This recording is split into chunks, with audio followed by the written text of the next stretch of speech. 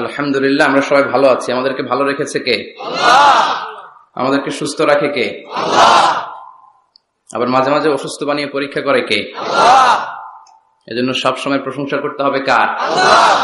সকালবেলা আওয়াজ করে বলেন, সকালবেলা, বিকেলবেলা, রাত্রিবেলা, খাওয়ার সময়, ঘুমানোর সময়, ভোট দেওয়ার সময়। যারা এই চমৎকার প্রোগ্রামের জন্য পারমিশন দিল, অ্যারেঞ্জ করলো, টাকা দিয়ে, বুদ্ধি দিয়ে, পরামর্শ দিয়ে যারা এই জান্নাতের বাগানকে সাফল্যমণ্ডিত করলো, আল্লাহ তাদের সবাইকে কবুল করুক। আল্লাহ তাআলা এই প্রোগ্রামটাকে আমাদের নাজাতের ওসিলা বানাক। বলছিলাম, আমরা সব সময় প্রশংসা করবো একজনের, তিনি কে? চাইবো একজনের কাছে, তিনি কে? নাকি খাজা বাবার কাছে যাবেন, মাজারে যাবেন, ল্যাংটা বাবা? বানসারামপুরে আছে নাকি এগুলা? এগুলো রাজধানী বানসারামপুর না? আল্লাহ হেফাজত করো। এগুলোর সাথে ইসলামের কোন সম্পর্ক নাই। বিষ্ণু বলেছেন, ইযা ইসতাআনতা ফাসতাইন বিল্লাহ, ইযা সাআলতা ফাসআলিল্লাহ। যখন কিছু চাইতে মনে চায়, চাইবা কার কাছে? আল্লাহ। যখন সাহায্যের দরকার হয়, সাহায্য চাইবা কার কাছে? আল্লাহ। বিপদে পড়লে শেয়ার করবা কার কাছে? আল্লাহ। নাকি ফেসবুকে শেয়ার করবেন? ফেসবুকে শেয়ার করবেন না? আমরা বিপদে পড়লে সবার আগে ফেসবুকে শেয়ার। আসলে শেয়ার করা দরকার কার কাছে? আল্লাহ। কারণ তিনি অফুরন্ত ধনভাণ্ডারের মালিক, তার কোনো কমতি নাই, ঘাটতি নাই। হাদিসে কুদসিতে এসেছে, ইয়া ইবাদি লাউ আন্না আউওয়ালাকুম ওয়া আখিরাকুম ওয়া ইনসাকুম ওয়া জিন্নাকুম কামু আলা সাঈদিন ওয়াহিদ।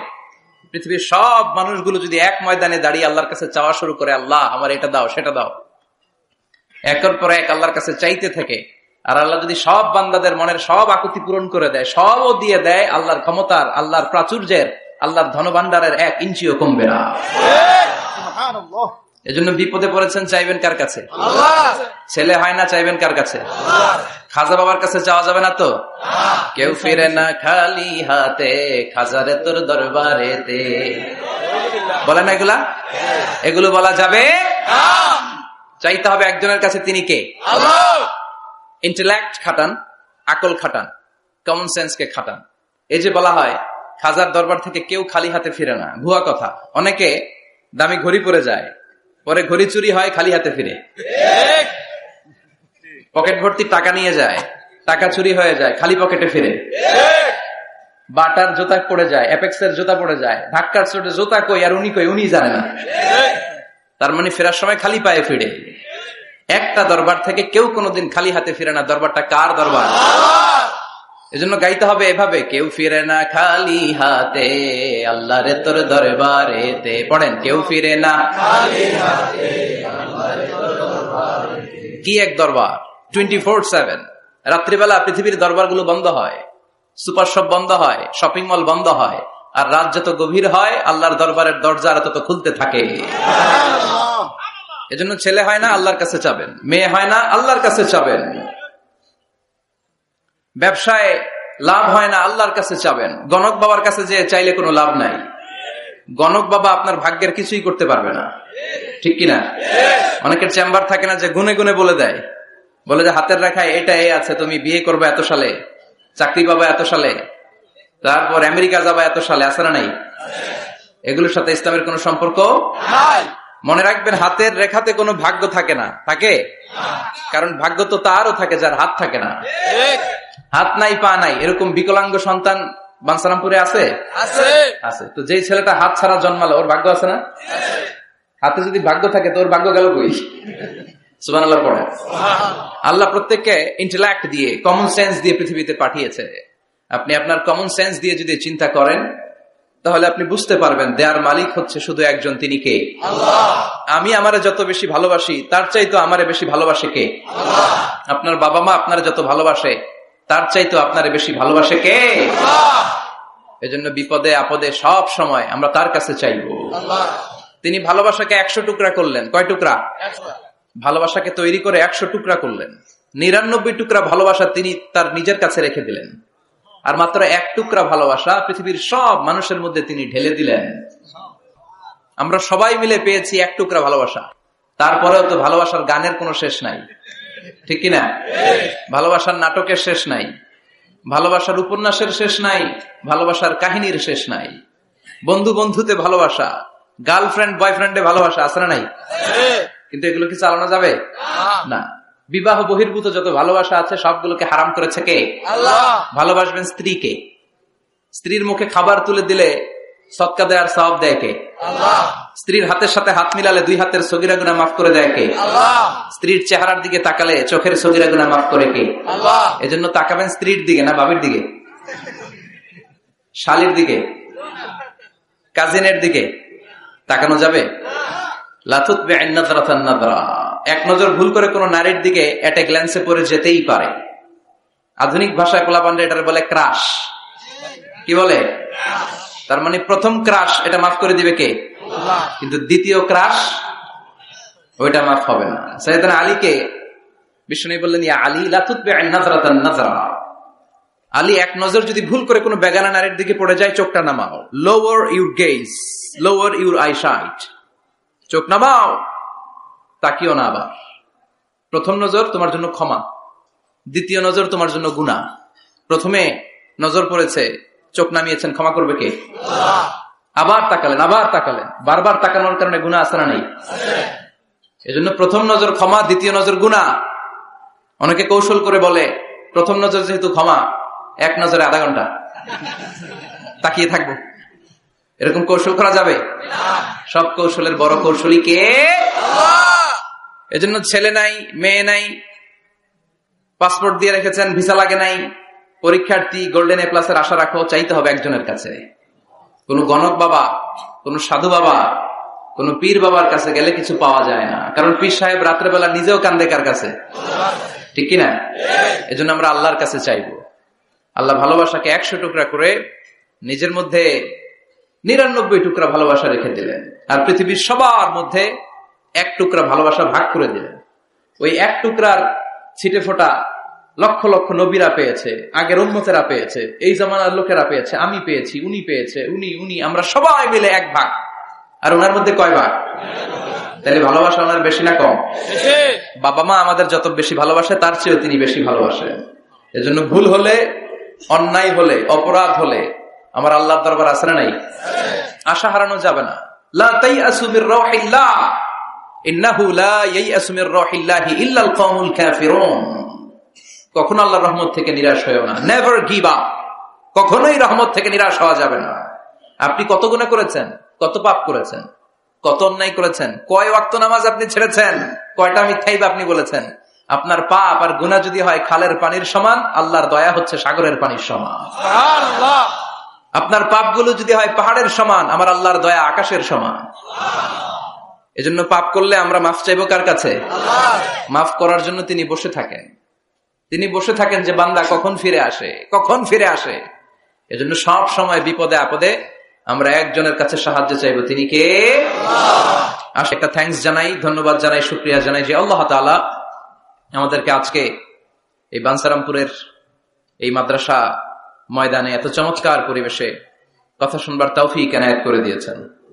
আমরা হৃদয় নিংড়ানো মনের সবটুকুন ভালোবাসাকে উজাড় করে দিয়ে সিংহ শার্দুলের মতো গর্জন করে আকাশ বাতাস প্রকম্পিত করে মন প্রাণ বুক মুখ একসাথে করে দেহের সবটুকুন শক্তি গলার মাঝ বরাবর এনে চিৎকার করে পড়বো কালিমাতুশ শুকর আলহামদুলিল্লাহ।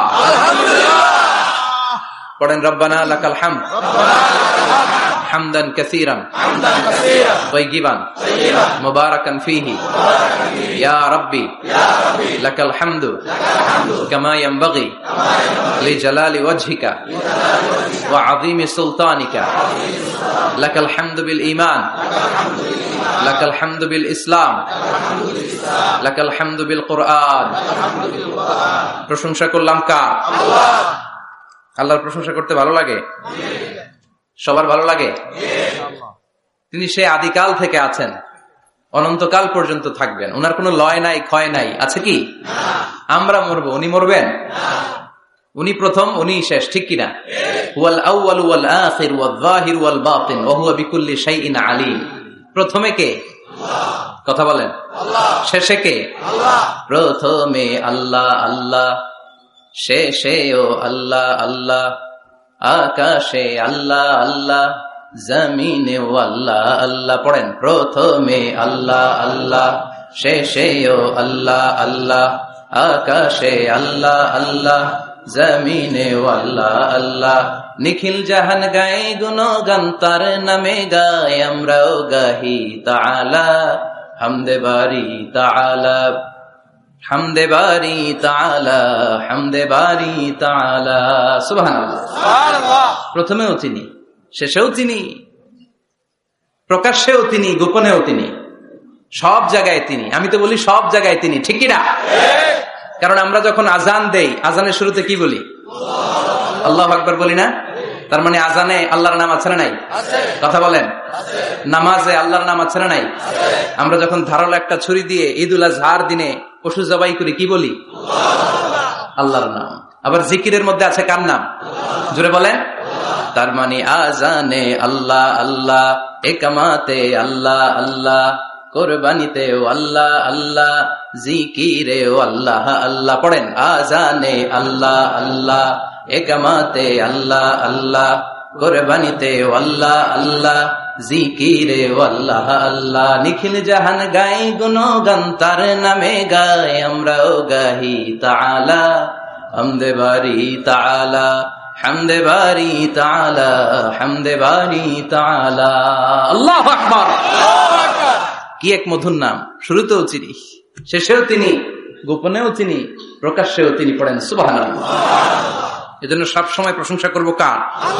আমরা যেন বেশি বেশি আল্লাহর প্রশংসা করতে পারি। আল্লাহ তুমি তৌফিক দাও। আমিন। বাঞ্ছারামপুর সুবহানিয়া ইসলামিয়া ফাজিল ডিগ্রি মাদ্রাসা ও হেফজখানার উদ্যোগে আজকের এই প্রোগ্রাম, আজকের এই মাহফিল।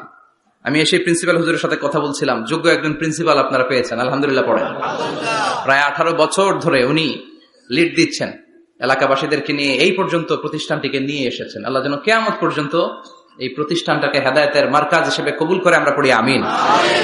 আজকের প্রোগ্রামের সভাপতি হাজী মোহাম্মদ ফজলুল হক সাহেব, ভাই ভাই জুয়েলার্স, ভিটি ঝগড়াচড়। আপনি মাশাআল্লাহ, সভাপতি চলে আসছে। প্রতিষ্ঠাতা হচ্ছে মরহুম মাতুমিয়া সরকার, জগন্নাথপুর। কথা বলেছেন হযরত মাওলানা আনম ও মাইনুদ্দিন সিরাজি। যারাই কথা বলেছেন তারা কোরআন থেকে বলেছেন, ঠিক কিনা? আর কোরআন থেকে বললেই কথাগুলো সত্যি হয়, চমৎকার হয়, ফাঁক ফোকর থাকে না। আর যদি উল্টা পাল্টা গল্প কিচ্ছা কাহিনী দিয়ে কথা বলা হয়, এটার মধ্যে ফাঁক ফোকর আছে না নেই? এজন্য তাফসির মাহফিল গুলো, এগুলো হচ্ছে আল্লাহর পক্ষ থেকে রহমত, মার্সি এন্ড ব্লেসিংস। এটা আল্লাহর রহমত। পৃথিবীর কোথাও উইন্টার সিজনে, শীতকালে এরকম গ্যাদারিং হয় না, এত মানুষকে বসতেই দিবে না। আর যে সমস্ত দেশে আলোচনা হয় সেমিনার টাইপের, কনফারেন্স টাইপের, আমরা অনেক জায়গায় সেমিনারে, কনফারেন্সে কিছু কথাবার্তা বলি। আবার অনেক জায়গায় শর্ট তাজকিরা হয়, ভেরি শর্ট তাজকিরা, ফর 20 মিনিটস আর 15 মিনিটস, 15-20 মিনিটের ছোট্ট আলোচনা। স্পিকারও চলে যায়, শ্রোতারাও চলে যায়। কিন্তু এই যে আসর থেকে শুরু করে মাগরিব থেকে এশা অবধি, রাত 10টা-11টা পর্যন্ত, এই যে শীতের রাতে মাঠে ঘাটে তাফসীর প্রোগ্রামের যে অ্যারেঞ্জমেন্ট, এটা আমার দেশ বাংলাদেশ ছাড়া আর কোথাও কি আছে? কথা বলেন। এই জন্য তাফসীর প্রোগ্রামগুলোকে আমাদের সফল করতে হবে। ভবিষ্যতেও যদি কোনো তাফসীরুল কোরআনের ডাক আসে, এসে উপস্থিত হয়ে সফল করতে রাজি আছেন তো? রাজি আছেন? কারণ এখানে কোরআন থেকে কথা হয়। কোরআনের আওয়াজকে কেউ স্তব্ধ করে দিতে পারে? এক জায়গায় তাফসীর মাহফিল বন্ধ হলে আরো 10 জায়গায় সুযোগ আছে না নাই?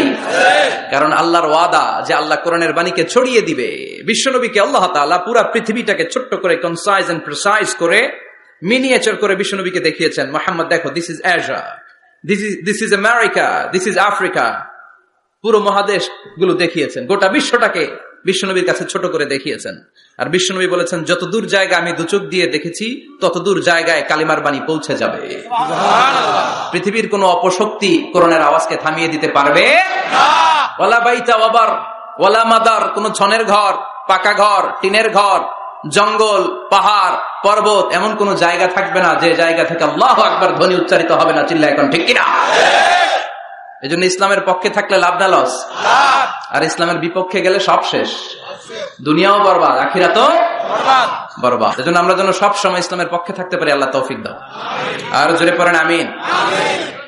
আমরা যে বইটা থেকে আজকে কয়েক মিনিট কথা শুনবো, বইটার নাম কি? তাফসীর মাহফিলের একমাত্র সিলেবাস আল কোরআন, ঠিক কিনা?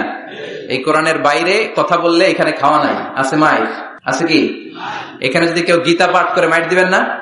শ্রীমত ভগবত গীতা, ত্রিপিটক, এগুলো পাঠ করলে মায়ের আছে না নাই? কিন্তু এখানে কোরআন থেকে তেলাওয়াত হলে আমাদের তাকবীর চলে, চিল্লা এখন ঠিক কিনা? এজন্য আমরা এই বইটা থেকে কথা বলার চেষ্টা করি, এই বইটা দিয়ে মানুষকে আলোকিত করবার চেষ্টা করি, কারণ কোরআন এসেছে মানুষকে আলোকিত করতে। কোরআনের আরেক নাম হচ্ছে নূর। কোরআনের আরেক নাম কি? নূর মানে লাইট। এজন্য রব্বুল আলামিন বলেন, কিতাবুন আনজালনাহু ইলাইকা লিতুখরিজান নাসা মিনায-যুলুমাতি ইলান-নূর। ও Muhammad, I've revealed this holy and sacred book unto you in order to lead the mankind out of darkness into the light. ও নবী, কেন এই কোরআন পাঠালাম জানো নাকি? শোনো, অন্ধকারের জন্য মানুষগুলোরে আলোর পথে নিয়ে যাওয়ার জন্য, বামপন্থী গুলারে ডানপন্থী বানানোর জন্য, জাহান্নামী গুলারে জান্নাতে পাঠানোর জন্য। পড়েন ঠিক কিনা? কোরআন পড়লে কেউ বামপন্থী থাকতে পারে না, পারে? জাহান্নামী থাকতে পারে না, পারে? অন্ধকারে থাকতে পারে না। তাকে আলোর পথ দেখায় কে? কারণ কোরআন নিজেই তো আলো। হেরার গুহা থেকে বিশ্বনবী আলো নিয়ে এসেছেন, গোটা বিশ্বটাকে আলোকিত করে দিয়েছেন। Up to the day of judgement, কিয়ামত পর্যন্ত এই আলো ছড়াতেই থাকবে, ছড়াতেই থাকবে, ছড়াতেই থাকবে। কারণ মুখের ফুৎকারে আলো কখনো নিভে যাবে না, চিল্লা এখন ঠিক কিনা? অনেকে চায় কোরআনের আওয়াজকে মাটির নিচে পুঁতে ফেলতে, ইসলামকে মাটির নিচে পুঁতে ফেলতে, কিন্তু ওরা জানে না ইসলাম হচ্ছে বীজের মতো, চারা বীজের মতো। চারা বীজ মাটিতে পুঁতে দিলে কি হয়? আবার উপরের দিকে ওঠে। সুবহানাল্লাহ পড়বেন না? এজন্য কাফিরদের হুঙ্কার, হুমকি, ধামকি, রক্তচক্ষু আর ষড়যন্ত্রের কবলে কোরআনের কিচ্ছু হবে না, বরং গোটা বিশ্বব্যাপী কোরআনের জয় জয়কার। হাজার হাজার হিন্দু, খ্রিস্টান, বৌদ্ধ কালিমা পড়ে মুসলমান হয়ে যায়। After the Twin Tower attack, the number of Muslim community already have been doubled, tripled, multiplied. Twin Tower attack এর আগে মুসলমান আমেরিকাতে যা ছিল এখন 2 গুণ, 3 গুণ, 4 গুণ, 5 গুণ হয়ে গিয়েছে। ইউরোপ আমেরিকাতে মসজিদের সংখ্যা যা ছিল এখন বেড়ে অনেক গুণ বেশি হয়ে গিয়েছে। দিন দিন লোকজন কালিমা পড়ে কনভার্টেড মুসলিম হতে শুরু করেছে। এটাই প্রমাণ করে এই কোরআনের বিজয়কে ঠেকাবার মতো শক্তি মহাবিশ্বে কারো নাই। চিৎকার করে বলেন ঠিক কিনা? এজন্য আল্লাহ বললেন, নবী, কিতাবুন আনজালনাহু ইলাইকা লিতুখরিজান নাসা মিনায-যুলুমাতি ইলান-নূর। এই কিতাবটাকে আমি দিয়েছি অন্ধকারের জন্য, মানুষগুলোকে এই কিতাবের আলোকে আপনি আলোকিত করে দিবেন। জাহিলি যুগের ওমরকে আপনি গোটা বিশ্বের সেরা ওমর বানাবেন। যে ওমর বিশ্বনবীর কল্লা কাটার জন্য তলোয়ার নিয়ে বিশ্বনবীর কাছে এসেছিল, ওই ওমরকে ইসলামের ছায়াতলে এনে ইসলামের খলিফা বানিয়ে দিয়েছে কে? তাইলে ইসলামের আগের ওমর পরের ওমর পার্থক্য আছে না নাই? ওমরের জীবনটাকে আলোকিত করেছে যেই পুস্তকটা, যে বইটার নাম সবাই বলেন কি নাম? এই বইয়ে কোনো ভুল আছে? সন্দেহ আছে? সংশয় আছে? This is the book whereof there is no doubt in it, no suspicion in it, there is no doubt in it, and a guidance to those who are muttaqin, who are muslimin, who are the believers. এই কোরআনে কোনো ভুল নাই, কোনো সন্দেহ নাই। মুত্তাকিনদের জন্য আল্লাহ তাআলা হেদায়েতের মেথোডোলজি করে এই বইটাকে পাঠিয়েছেন। পড়েন সুবহানাল্লাহ। এই বইটা এমন বই, যে বইটা 1500 বছর পর্যন্ত আমাদের সমাজে, জীবনে, ফ্যামিলিতে লেগে যাওয়া যত জট ছিল সব জট গুলোকে খুলে সমাধানের আলো দেখিয়েছে। বলেন ঠিক কিনা? This book is a problem solving methodology. এই বইটা সমস্যার সমাধান করে দেয়, জট খুলে দেয়, ঝামেলার নিরসন করে দেয়। নাকি কোরআন জট লাগায়?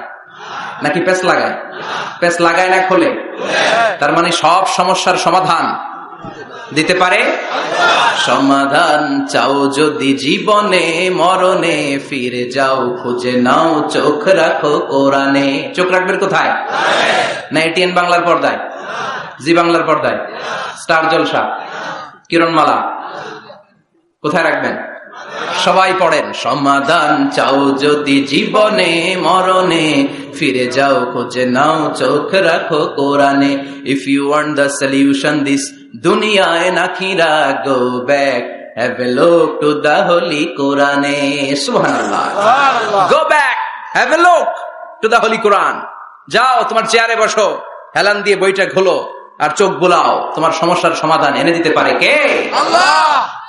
এজন্য এই কিতাবটা এমন কিতাব, এই কিতাব থেকে প্রেসক্রিপশন না নিলে সমাজটা সুন্দর হবে না। এই কিতাব থেকে প্রেসক্রিপশন না নিলে জীবনটা সুন্দর হয় না। এই কিতাব থেকে প্রেসক্রিপশন না নিলে দুর্নীতি দমন কমিশন দিয়ে দুর্নীতি বন্ধ করা যায় না। জোরে বলেন ঠিক কিনা? এই কিতাব থেকে প্রেসক্রিপশন নিলে সব ঠান্ডা, সবকিছুর সমাধান হয়ে যাবে।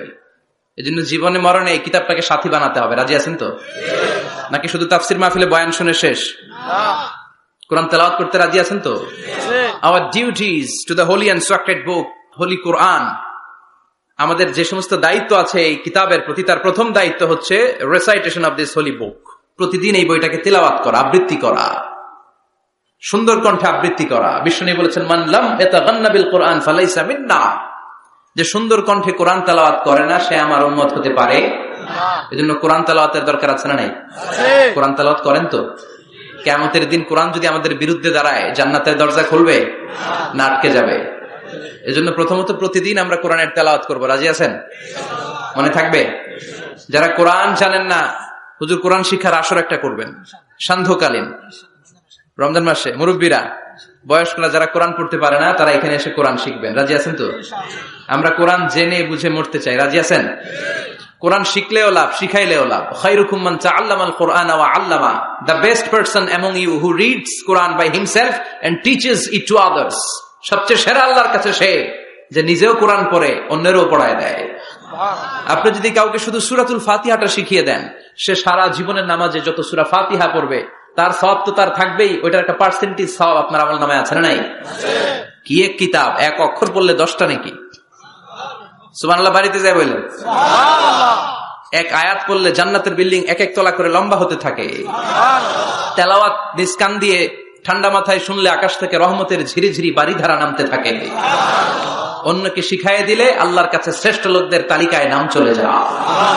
এজন্য কোরআনের সাথে অ্যাটাচমেন্ট উইথ দ্য হোলি কোরআন বাড়ানোর দরকার আছে না নাই? কোরআনের প্রতি আমাদের আরেকটা দায়িত্ব হচ্ছে টু মেমোরাইজ দ্য হোলি বুক কোরআন। কোরআনকে মুখস্থ করা। অনেকে মনে করে যারা হেফজখানায় পড়ছে এদেরই দায়িত্ব কোরআন মুখস্থ, এরাই করবে না। এটা আমাদের সবার দায়িত্ব, এটা গ্লোবাল দায়িত্ব, এটা পুরো উম্মার দায়িত্ব। আমরা যে যতটুকু পারি, যতগুলো সূরা পারি মুখস্থ করার চেষ্টা করব। রাজি আছেন? সবাই রাজি আছেন তো? কোরআনের প্রতি আমাদের সবচেয়ে বড় দায়িত্ব হচ্ছে মাতৃভাষায় আমাদের এই কোরআনকে বুঝতে হবে। ঠিক কিনা? আল্লাহ কি বলছেন, কি আমাদেরকে জানাতে চাইলেন, সব আল্লাহ বলে দিয়েছেন এই কোরআনে। নতুন করে আল্লাহ আকাশ থেকে কিছু আর পাঠাবে? সব সমাধান এই বইয়ের ভিতরে দিয়ে দিয়েছে। তো আল্লাহ কি সমাধান দিলেন, কি রোড ম্যাপ দিলেন, কি কর্মসূচি ঘোষণা করলেন, জানার দরকার আছে না নাই? এজন্য কোরআনের বঙ্গানুবাদ পড়বেন। বাংলা ভাষায় কোরআন পাওয়া যায়, মোবাইলে অ্যাপস পাওয়া যায়। সব জায়গায় আমরা বলি মোবাইলের অ্যাপসে বাংলা কোরআন রাখবেন, তাফসির রাখবেন। ইসলামিক লাইব্রেরিগুলো থেকে কোরআনের বঙ্গানুবাদ নিয়ে আসবেন। রমাদানের 7 খতম 8 খতমের কোনো দরকার নাই, একটা খতম দেন আর বাকি সময়টা মাতৃভাষায় পড়েন। আল্লাহ কি বলতে চাইল? আল্লাহ কসমোলজির কথা, জিওলজির কথা, বায়োলজির কথা, এমব্রয়োলজির কথা, বুটানির কথা, হিউম্যান অ্যানাটমির কথা, এমন কোন বিষয় নাই যে বিষয়ের ব্যাপারে আল্লাহ কোরআনে কোনো কথা বলে নাই। পড়েন সুবহানাল্লাহ। এজন্য মাতৃভাষায় কোরআন বুঝতে হবে। প্রতিদিন একটা করে আয়াত হলেও আমরা কোরআনের বাংলা অনুবাদ পড়ার চেষ্টা করবো। রাজি আছেন? বানসারামপুরের ভাইরা সবাই রাজি? বাংলায় কোরআন পড়বো। কোন ভাষায়? সবাই রাজি তো? আওয়াজ করে পড়েন ইনশাআল্লাহ। আল্লাহ তুমি কবুল করো, আল্লাহ তুমি বরকত দাও। সম্মানিত ভাইয়েরা, আমি আপনাদের খেদমতে কোরআনের ছোট্ট একটা সূরা তেলাওয়াত করেছি। আসুন এই সূরার আলোকে কিছু কথা এই চমৎকার রজনীতে আমরা শুনবার চেষ্টা করি। এই সূরাটি মাক্কি সূরা, কোরআনের 102 নম্বর সূরা। সূরাটির নাম সূরাতুত তাকাসুর। সূরাটির নাম কি? আত-তাকাসুর। ছোট্ট সাইজের একটি সূরা, অনেকের মুখস্থ আছে না নাই? বিশ্বনবী একবার রাত্রিবেলা সাহাবাদেরকে বললেন, তোমাদের মধ্যে কে আছো রাতের বেলা 1000 কোরআনের আয়াত পরে বিছানায় ঘুমোতে যাবা? হাত তোলো। কেউ হাত তোলে না। ওমি 1000 আয়াত কি বাড়ির কাছের কথা? কথা বলেন। বিশ্বনবী বললেন, কে আছো তোমাদের মধ্যে রাত্রিবেলায় বিছানায় ঘুমোতে যাওয়ার আগে 1000 কোরআন কারীমের আয়াত তেলাওয়াত করে ঘুমাতে যাবা? দাঁড়াও। কোন সাহাবী দাঁড়ায় না। বিশ্বনবী ডানে তাকায়, বায়ে তাকায়, সামনে তাকায়, কেউ হাত তোলে না। বিশ্বনবী বললেন, ও সাহাবারা, এবার বলো তোমাদের মধ্যে কে কে আছো সূরাতুত তাকাসুর উপরে রাত্রে বিছানায় ঘুমোতে যেতে পারবা? এবার সব হাত উঠে গেছে। সুবহানাল্লাহ পড়েন। বিশ্বনবী বললেন, তোমাদের মধ্যে যদি কেউ রাত্রিবেলা একবার সূরাতুত তাকাসুর তেলাওয়াত করে বিছানায় ঘুমোতে যাও, আমল নামায় 1000 আয়াত তেলাওয়াতের সওয়াব দিয়ে দিবে কে? আল্লাহ। চিৎকার করে আল্লাহু আকবার। একবার রাতে পড়বেন 1000 কোরআনের আয়াত তেলাওয়াতের সওয়াব আমল নামায় চলে যাবে। পড়েন আলহামদুলিল্লাহ। আত-তাকাসুর, আত-তাকাসুর মানে সম্পদ নিয়ে, প্রাচুর্যতা নিয়ে, অর্থ নিয়ে বাড়াবাড়ি করা, গর্ব করা, অহংকার করা। সাহাবাদের মধ্যে দুইটা গ্রুপ, কথা বলতে বলতে কথার পিঠে কথা, কথার নাম লতা, ঠিক কিনা? কথা বলতে বলতে ঝগড়া লেগে গিয়ে দুই গ্রুপ। এক গ্রুপ বলে আমরা বেশি সম্মানিত, আরেক গ্রুপ বলে তোরা না আমরা। একদল বলে আমাদের ওটের সংখ্যা বেশি, তোমাদের এত ওট নাই। আরেক দল বলে আমাদের ছাগলের সংখ্যা বেশি, তোমাদের এত ছাগল নাই। আরেক দল বলে আমাদের দলে নেতা খেতার সংখ্যা বেশি, তোদের দলে কোনো নেতা নাই। এই কথা নিয়ে ঠেলাঠেলি আছে না নাই? তার মানে সাহাবারা দুনিয়ার ভোগের সামগ্রী, দুনিয়ার সম্পদ, ক্ষমতা নিয়ে পরস্পর ঝগড়া শুরু করে দিল। সাহাবীদের সাথে বিষয়টা মানায় না। সাহাবীদেরকে শিক্ষা দেওয়ার মাধ্যমে গোটা বিশ্বের জন্য আল্লাহ মেসেজ হিসেবে ওই মুহূর্তে সূরাটা নাজিল করে বললেন, আলহাকুমুত তাকাসুর হাত্তা যুরতুমুল মাকাবির। পড়েন আল্লাহু আকবার। আল্লাহ বললেন আলহাকুমুত তাকাসুর, সম্পদের প্রাচুর্য তোমাদেরকে পাগল বানিয়ে দিয়েছে।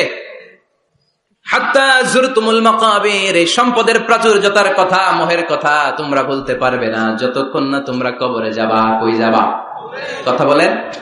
একদিন মাটির ভেতরে হবে ঘরে মন আমার, কেন বাঁধো দালান ঘরে মন আমার, কেন বাঁধো দালান ঘর। একদিন মাটির ভেতরে হবে ঘরে মন আমার, কেন বাঁধো দালান ঘর। কবরের ঘর আসল ঘর, এটা আল্লাহ বুঝাতে চাইলেন। হাত্তা যুরতুমুল মাকাবির, মাকবার মানে কবরস্থান, এটার প্লুরাল হলো মাকাবের। আল্লাহ বললেন এই কবরস্থানে যাওয়ার আগ পর্যন্ত দুনিয়া কামানোর লোভ আর লালসা তোমাদের কমবে। আলহাকুমুত তাকাসুর, দুনিয়ার প্রাচুর্যের লোভে পড়ে, মোহে পড়ে তোমরা পাগল হয়ে গিয়েছো। সম্পদ আর অর্থের বড়াই করতে করতে আখিরাতকে তোমরা বেমালুম ভুলে গিয়েছো। এই দুনিয়া আসল দুনিয়া নয়, আসল জগৎ হলো আখিরাতের জগৎ। বলেন ঠিক কিনা? আলহাকুমুত তাকাসুর, অর্থ, সম্পদ, বিত্ত, বৈভব, ক্ষমতা, এগুলো অর্জনের আকাঙ্ক্ষা আমাদেরকে পাগল বানিয়ে দিয়েছে। কিসের নেশায় যে আমরা ছুটছি, শুধু ছুটছি প্রতিযোগিতার প্রতিযোগিতা, কোন দিকে যে যাচ্ছি আমরা নিজেরাও জানি না। জোরে বলেন ঠিক কিনা? চাহিদার আমাদের শেষ নাই। যার যত বেশি তার চাহিদা তত বেশি। গাড়ি আছে বাড়ি চাই, বাড়ি আছে নারী চাই, এটা আছে ওটা চাই, ওটা আছে সেটা চাই, এরকম চাহিদা আছে না নাই? যারা আল্লাহ দিয়েছে বেশি তার চাহিদাও তত বেশি, ঠিক কিনা? এজন্য আল্লাহ বললেন আলহাকুমুত তাকাসুর, তোমাদের চাহিদার কোনো কমতি নাই, তোমাদের চাওয়া পাওয়ার কোনো শেষ নাই। যার সাইকেল আছে সে মোটর সাইকেল চায়, মোটর সাইকেল আছে তো প্রাইভেট কার চায়, প্রাইভেট কার আছে মনে মনে ভাবে প্লেনে চড়তে পারলে একটু ভালো হয়। এরপরে কয় হেলিকপ্টার আছে না নাই? যিনি মেম্বার হয়েছেন তিনি ভাবলেন সামনে চেয়ারম্যান হইলে একটু ভালো হয়। যিনি আপনাদের ভোটে চেয়ারম্যান হয়ে গেলেন মনে মনে ভাবে এবার যদি একটু পার্লামেন্টে যাইতে পারি খারাপ হয় না। কথা কন, পার্লামেন্টও নিছেন ওনারে, এবার মনে মনে ভাবে একটা মন্ত্রণালয়ের দায়িত্ব যদি পাই খারাপ হয় না, এলাকার উন্নয়ন বেশি বেশি করা যাবে। মন্ত্রীও হয়ে গেছে, এবার মনে মনে ভাবে আর আছে একটা, জোরে কন, ওইটার সুযোগ এই দেশে নাই, ওইটার সুযোগ এই দেশে নাই, হয় উনি নয় উনি। কথা কন, এই দুই ফ্যামিলির বাইরে আমাদের আর কোনো গতি নাই। তো গতি যেহেতু নাই, ওনারা ভালোভাবে চালাক, আমাদের কোনো কথা নাই। জোরে বলেন ঠিক কিনা? যারাই আমাদের নেতা হবে আল্লাহ সুন্দরভাবে তাদেরকে দেশটা চালানোর তৌফিক দাও, পড়ে না আমিন। এজন্য আল্লাহ বললেন আলহাকুমুত তাকাসুর হাত্তা যুরতুমুল মাকাবির, দুনিয়ার লোভ লালসা প্রতিযোগিতা তোমাদেরকে পাগল বানিয়ে দিয়েছে। পাগল পাগল হয়ে গিয়েছি, আরো চাই, আরো লাগবে আমার, আরো লাগবে, এরকম মানসিকতা আমাদের অন্তরের ভেতরে আছে না নাই? এই মানসিকতারে বলে ফকিরি মানসিকতা। কথা কন, বারবার যারা চায় রে কি বলেন? ফকিরনি। জুমার দিন জুমার নামাজের পরে 5 টাকা দিলেন, দেখবেন আপনারটা থাপা দিয়ে দৌড়ে আরেকজনের কাছে যায়। ওনারটা নিয়ে আবার আরেকজনের কাছে যায়, যেদিকে এই টাকা দেয় ওইদিকে উনি আসে না নাই? কারণ নাম হলো ফকির। নাম কি? আমরা সবাই এরকম ফকির। ধনী হলো একজন, তিনি কে? ইয়া আইয়ুহান নাসু আনতুমুল ফুকারাউ ইলাল্লাহ ওয়াল্লাহু হুয়াল গনিয়ুল হামিদ। আল্লাহ বললেন, গোলাম তোরা সবাই ফকিরের বাচ্চা। আমরা কি? ওই যে কয় না ফকিরের বাচ্চা কইতে প্রেস্টিজে লাগে, কিন্তু কোরআনে কিন্তু আল্লাহ কয়ে দিচ্ছে আনতুমুল ফুকারা ইলাল্লাহ, তোমরা সবাই আল্লাহর দিকে ফকির। কারণ আমরা রাতে দিনে সব সময় বিপদে পড়লে চাই একজনের কাছে, তিনি কে? আল্লাহ। অসুস্থ হলে কাঁদি, একজনের কাছে, তিনি কে? আল্লাহ। তুফান হইলে, বন্যা হলে একজনের ডাকি, তিনি কে? আল্লাহ। বানসারামপুর তুফান হয় না? বন্যা হয় না? সিডর হয় না? কারা ডাকেন? দেখবেন তুফান হইলে মুসলমানরা যেমনি ডাকে, হিন্দুরাও ডাকে, বৌদ্ধরাও ডাকে, নাস্তিকরাও নাস্তিকতা ভুলে যায়, তখন জিকির চলে একজনের, তিনি কে? আল্লাহ। আমি বরিশালে গিয়েছিলাম বাসে করে, ফিরে আসছি লঞ্চে। এই একবার সাগরের ভেতরে, নদীর ভেতরে তুফানে পড়েছি। সেই দিন চিনতে পেরেছি আল্লাহ কারে কয়। কারণ আমি শহরে বড় হয়েছি, সাঁতার জানি, স্বাভাবিক সাঁতার, এদিকে ফালাইলে ওদিকে যাইতে পারবো, কিন্তু নদী কি সাঁতারে পারাইতে পারবো? কথা কন। প্রচন্ড তুফান, সদরঘাটে ভিড়তে আর 2 ঘন্টা বাকি। জাহাজ টলমল শুরু করেছে। এবার দেখলাম জাহাজের ভেতরে যত মহিলাগুলো আছে সব চিল্লায় আর ডাকে কারে? হিন্দুগুলাও ডাকে কারে? বৌদ্ধগুলাও ডাকে কারে? হঠাৎ করে তুফান থেমে যায়, আবার ধাক্কা মারে, আবার চিল্লান, আছে না নাই? সবার মুখে এক আওয়াজ, বাঁচাও। আমি বললাম, কে বাঁচাইবো? হুজুর আমনে, আমনে দোয়া কালাম পারেন, আমনে বাঁচান। আমি কইলাম, আমারে বাঁচাইবো কেডা? আল্লাহ ছাড়া বাঁচানোর কেউ নাই। এজন্য আল্লাহ বললেন, আল্লাহকুমুত তাকাসুরু হাত্তা যুরতুমুল মাকাবির।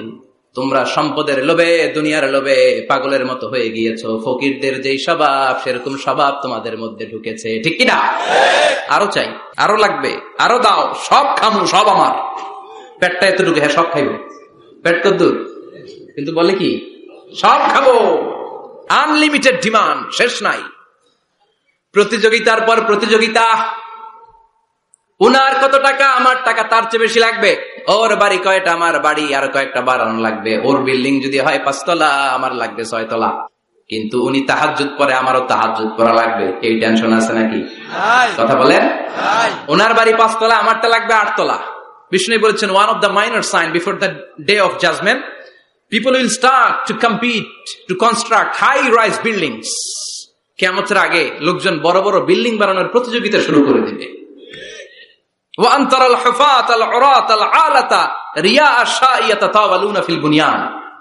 বিষ্ণু বললেন, তোমরা দেখবে এমন কিছু লোক সমাজের গরিব ছিল, পায়ে দেওয়ার মতো জুতা ছিল না, গায়ে দেওয়ার মতো জামা ছিল না, পেটে দেওয়ার মতো খাবার ছিল না, হু হু করে তারা বড় লোক হয়ে গিয়েছে।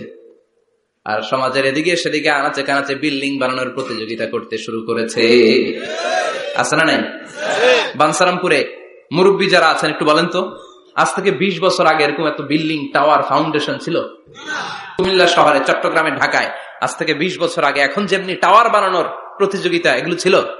কথা বলে। তার মানে এগুলো কিয়ামতের আলামত। একটার পর একটা, একজন বানায় 100 তলা, আরেকজন বানায় 150 তলা, আরেকজন বলে না আমারটা বানাইতে হবে 200 তলা। আছে না নাই? জেদ্দাতে এবার হজে জেদ্দায় দেখলাম যে সবচেয়ে বড় টাওয়ারটা কাজ এখনো শেষ হয় নাই। 19 সালে খুব সম্ভব ওরা কমপ্লিট করতে পারবে। গত 5 বছর ধরে চালাইয়েই যাচ্ছে। কিংডম টাওয়ার 1000 মিটার উঁচু। হিসাব বুঝেন তো, 1000 মিটার মানে কয় কিলোমিটার? 1 কিলোমিটার। একটা বিল্ডিং যদি 1 কিলোমিটার উঁচা হয়, এটার সামনে যে তাকাতে পারবেন? টুপি পরে যাবে না পিছনে? কথা বলেন। 1 কিলোমিটার উঁচু দি কিংডম টাওয়ার, সৌদি আরবের জেদ্দা নগরীতে অবস্থিত। আরেকটা আছে দুবাইতে, বুর্জ আল খলিফা, 818 মিটার উঁচু। কিংডম টাওয়ার হচ্ছে 170 তলা, আর বুর্জ আল খলিফা 163 তলা। কাবা ঘরের পাশে আরেকটা টাওয়ার আছে, জমজম টাওয়ার। এটার দিমাক্কা রয়্যাল ক্লক টাওয়ার বলে। হাজী সাহেবরা দেখে আসছেন না? বড় একটা ঘড়ির মনোগ্রামও আছে। এটা 120 তলা। কয় তলা? 120 তলা। চায়নাতে একটা আছে সাংহাই টাওয়ার। তাইওয়ানে একটা আছে দি টাইপেরাং 101, 101 তলা। আমি যেখানে পিএইচডি করি, বছরের বেশিরভাগ সময় থাকি মালয়েশিয়াতে, একটা আছে, আমরা শপিং করতে গেলে মাঝে মাঝে ওখানে যাই, দুই ভাইয়ের মতো দাঁড়ায় আছে, পেট্রোনাস টুইন টাওয়ার, স্থানীয় রাইটারে বলে KLCC। 41st 42nd ফ্লোরে একটা ব্রিজ আছে, এই টাওয়ার থেকে ওই টাওয়ারে যাওয়া যায়। ইয়াতাতাওয়ালুনা ফিল বুনিয়ান, বিল্ডিং বানানোর প্রতিযোগিতা। ওমিয়া কিয়ামতের দিন ইসরাফিলের সিঙ্গার ফুৎকারে ইদা জুলজিলাতিল আরদু জিলজালাহা, একটা ভূমিকম্প যে তৈরি হবে, গোটা বিশ্বে যে একটা ভূকম্পন হবে, ওই ভূকম্পনের চোটে একটা টাওয়ারও টিকে থাকবে নাকি? থাকবে। এজন্য আল্লাহ বললেন আল্লাহকুমুত তাকাসুরু হাত্তা যুরতুমুল মাকাবির, দুনিয়ার সম্পদ, লোভ লালসা, এই সম্পদের প্রতি আকাঙ্ক্ষা তোমাদেরকে গাফেল বানিয়ে দিয়েছে। এই গাফলতি তোমাদের কমবে না, থামবে না। হাত্তা যুরতুমুল মাকাবির, যতদিন না কবরে যাও, কবরে না যাওয়া পর্যন্ত এই খাই খাই নাই নাই এই মানসিকতা তোমাদের থেকে কশিন কালেও যাবে না। চিৎকার করে বলেন কথাটা কার? আল্লাহর। এজন্য আল্লাহ বললেন সম্পদ তোমাদেরকে পাগল বানিয়ে রেখেছে, সম্পদের পাহাড় মানুষ গড়তে চায়। আরব বিশ্বের ধনকুবেরদের সম্পদের তালিকা দেখলে আপনি অবাক হবেন। প্রিন্স ওয়ালিদ বিন তালাল, বর্তমান যেটা আছে MBS বলে ওরে সংক্ষেপে, MBS, মোহাম্মদ বিন সালমান, সম্পদের কোনো অভাব নাই।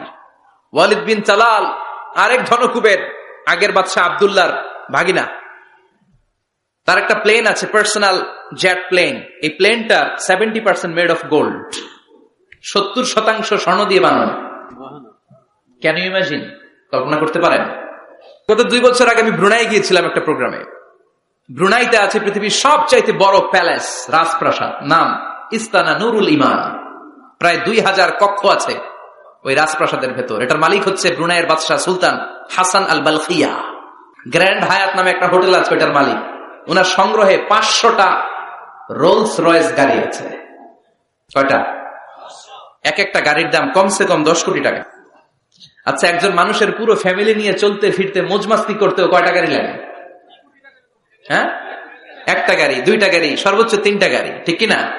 সে তার সংগ্রহে 500 রোলস রয়েস গাড়ি রেখেছে। আর Lamborghini, Ferrari, Porsche, Maybach, Bugatti, Range Rover, Volkswagen, BMW, Mini Cooper, Mercedes Benz, এই ব্র্যান্ডের গাড়ির কোনো অভাব নাই। আরো লাগবে তো, আরো লাগবে। কোথায়? রেঞ্জ রোভার বেরিয়েছে নতুন নিউ ব্র্যান্ডের, BMW 9 সিরিজ কোথায়? আরো গাড়ি লাগবে। এরকম মানসিকতা আজও আরবের ধনকুকুরদের মধ্যে আছে না নেই?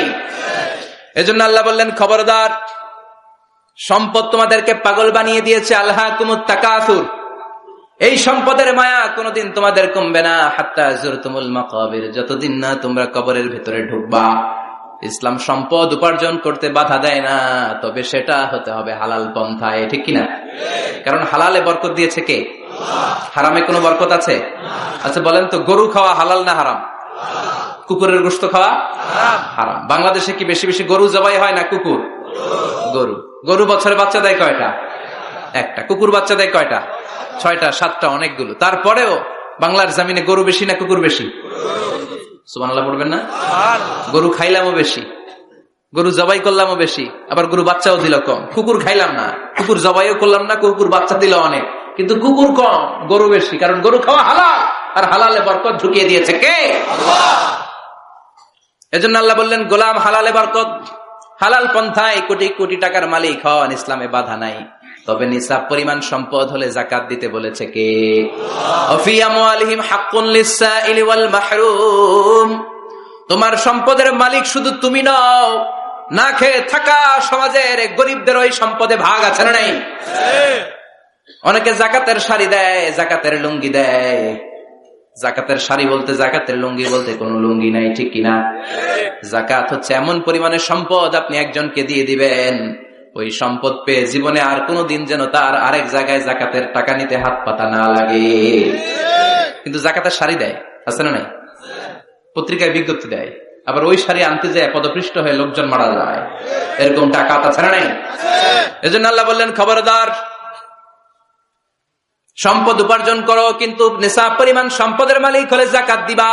ওয়াল্লাযীনা ইয়াকনিজুনা الذهب والفضة ولا ينفقونها في سبيل الله فبشرهم بعذاب أليم। যারা সম্পদের মালিক হয় কিন্তু আমার রাস্তায় যাকাত দেয় না, ও নবী, তাদেরকে আপনি কঠিন আযাবের সুসংবাদ দেন। পড়েন নাউযুবিল্লাহ। ও মিয়া, আযাবের কি সুসংবাদ হয় না দুঃসংবাদ? কিন্তু আল্লাহ সুসংবাদ বললেন কেন? কারণ আযাবটা বড় করা হবে।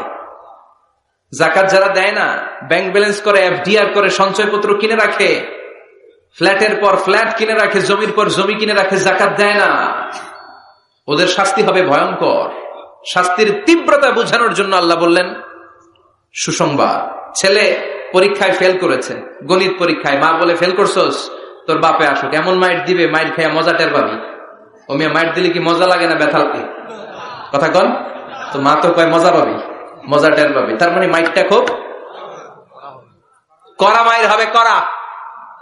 আল্লাহ বললেন কারুনের দিকে তাকা, যারা সম্পদের যাকাত দিস না, কারুনের দিকে তাকা।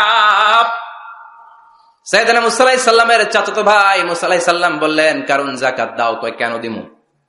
কারণ আল্লাহ তোমারে সম্পদ দিয়েছে। কারণ বলে কোন আল্লাহ টাল্লাহ আমারে সম্পদ দেয় নাই। ইন্নামা উতিতুহু আলা ইলমিন ইনদি, আমার বুদ্ধি খাটিয়ে সম্পদের মালিক আমি হয়েছি। আমার ব্রেন খাটাইছি মিয়া, বুদ্ধি খাটাইছি, মাথার গাম পায়ে ফেলে আমি সম্পদ কামাইছি, কোন যাকাত টাকা দেব না। সাইয়েদনা মুসা আলাইহিস সালাম বললেন দাওয়াত দেওয়ার দায়িত্ব আমার, দাওয়াত দিলাম, যাকাত দাও, না হলে কঠিন আযাব তোমার উপর চেপে বসবে। কারণ বলে পারলে তুমি শাস্তি নিয়ে আসো। সাইয়েদনা মুসা আলাইহিস সালাম আল্লাহরে বললেন আল্লাহ, অনেক আমি দাওয়াত দিলাম, গরিব দুঃখীদের মাঝে যাকাত দেন, আপনি শাস্তি পাঠান। রব্বুল আলামিন বললেন কিছুক্ষণের মধ্যে পুরো জমিনটা কারণ তার সম্পদ সহ সব কিছুকে মাটিতে দাবিয়ে দিবে।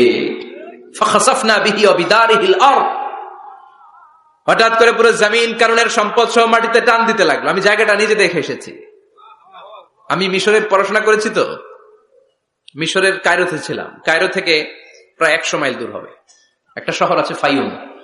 এই ফাইউম শহরে বহাইরা কারুন, কারুনের সব সম্পদ সহ বাড়িঘর সহ জমিন যেখানে দাবিয়ে তাকে জমিনের ভেতরে গর্ভস্থ মাটির ভেতরে ঢুকিয়ে ফেলেছে, ওই জায়গাটা আজও ঠিক ওই রকম আছে।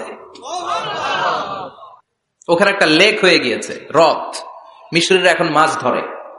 জমিন তাকে ভিতরে টানতে লাগলো, হাঁটু পর্যন্ত টেনে ফেলার পরে সে বলে আমি উঠে যাব। কোমর পর্যন্ত মাটির ভেতরে গেড়ে গেল, সে বলল আমি বেঁচে যাব। এবার গলা পর্যন্ত যখন দেহটা মাটিতে দেবে যায়, এবার হাত তুলে বলে মুসা সব সম্পদ তোমার, আমারে বাঁচাও। এমন ভালো মানুষ, সোজা আঙ্গুলে কি সবসময় ওঠে না।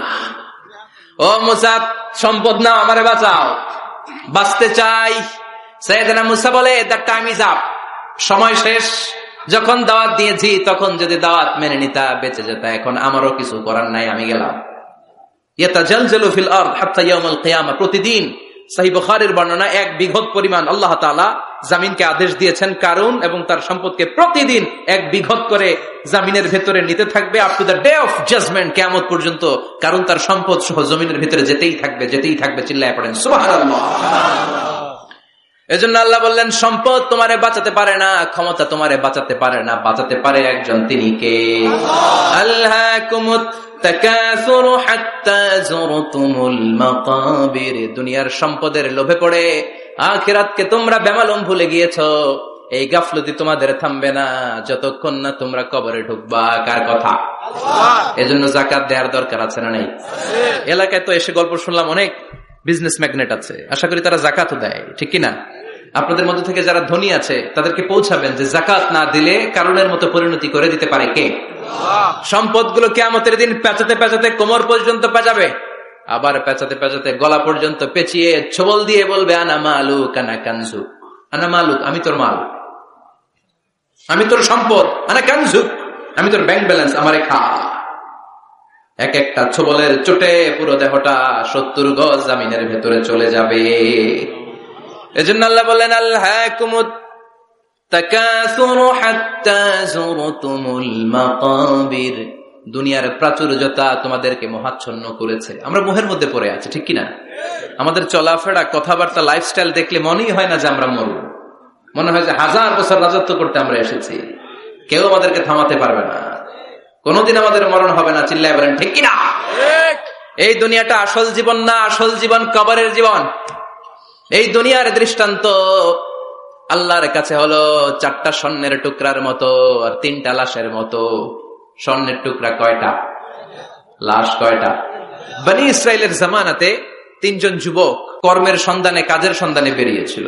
হঠাৎ করে তারা এক গুপ্তধন পেয়ে যায়। গুপ্তধনে তারা পেয়েছে 4টা বড় বড় স্বর্ণের টুকরা। কয়টা? মহা খুশি, খুশিতে বাকবাকুম। চিন্তা করলাম আমরা আজীবন খেয়ে পড়ে চলে যেতে পারবো, কিছুই করা লাগবে না। তিনজন মিলে স্বর্ণ নিয়ে বসে প্ল্যান করলো, ভাগ বটোয়ারা করার আগে একজন বাজার থেকে রুটি কিনে নিয়ে আয়, আগে পেট ভরে খেয়ে নেই, তারপরে ভাগ বটোয়ারা।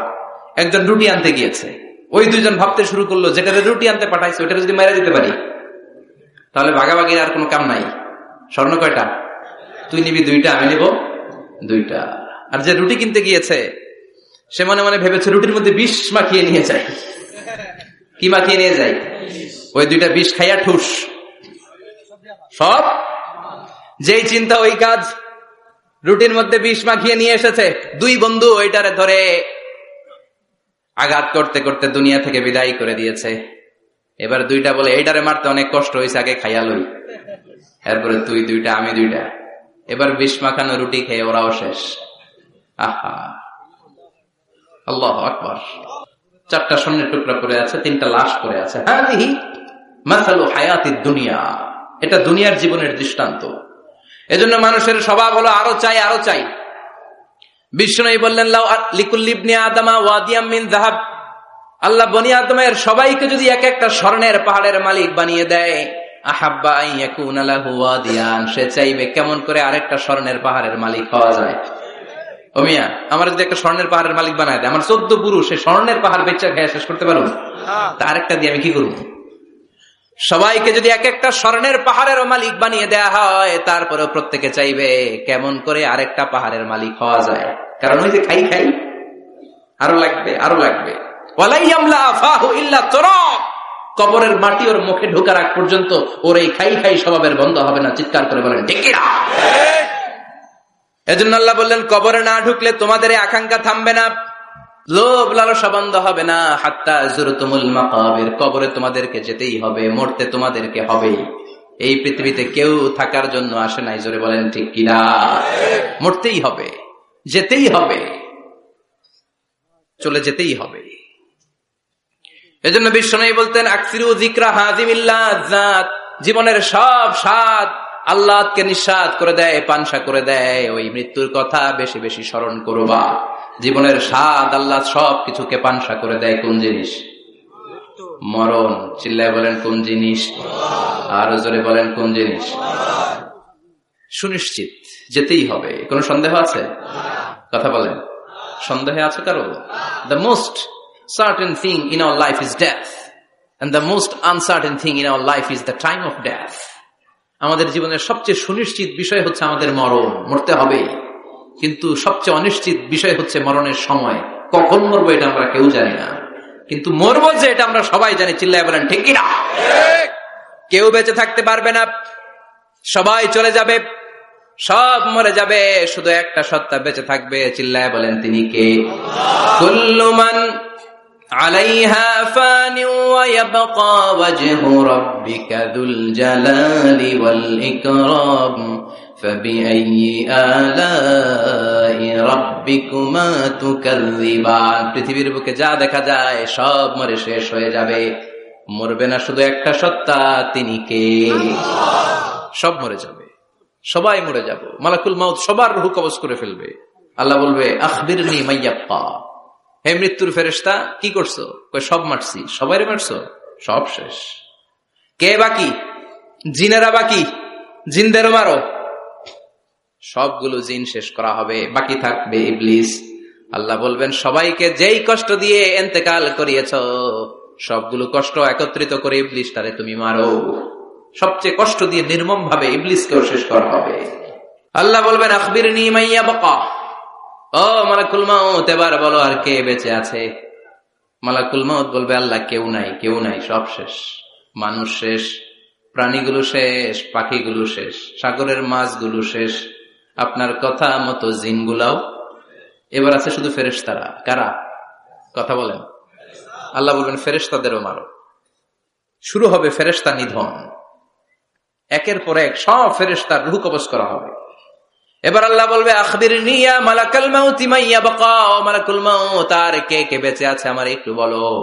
মালাকুল মাউত বলবো সব শেষ, সব ফেরেশতাগুলোরও মেরে ফেলেছি, শুধু 4 জন আছে, জিব্রাইল, ইসরাফিল, মিকাইল, আর আমি আপনার হুকুমের গোলাম আজরাইল। আল্লাহ বলবে ইসরাফিলের রূহ কবজ করো, ইসরাফিলের রূহ কবজ হয়ে যাবে। মিকাইলের রূহ কবজ করো, মিকাইলের রূহ কবজ হয়ে যাবে। ইসরাফিলের রূহ কবজ করো, কবজ হয়ে যাবে। আল্লাহ বলবে আখবিরনি মাইয়াবকা, মালাকুল মউত এবার বলো কে বেঁচে আছে। মালাকুল মউত বলবে কেউ নাই। আল্লাহ বলবে আসলেই কেউ নাই। মালাকুল মউত বলবে আছে। কে আছে? শুধু আমি আছি। ডানে বায়ে সামনে পেছনে আল্লাহ কেউ নাই, সব শেষ, শুধু আমি আছি। আল্লাহ বলবেন এবার তুই মর, মুত ইয়া মালাকুল মউত, হে মৃত্যুর ফেরেশতা এবার তুই মর। মালাকুল মউত হিসাব আর মিলাতে পারবে না, হিসাবটা তখন উল্টে যাবে। মালাকুল মউত বলবে এটা আবার কেমন কথা, আমি মরুম কেন? আমি না মারছি, আমি না মারছি, আমি মেরে সাবার করেছি সব, আমি কেন মরবো?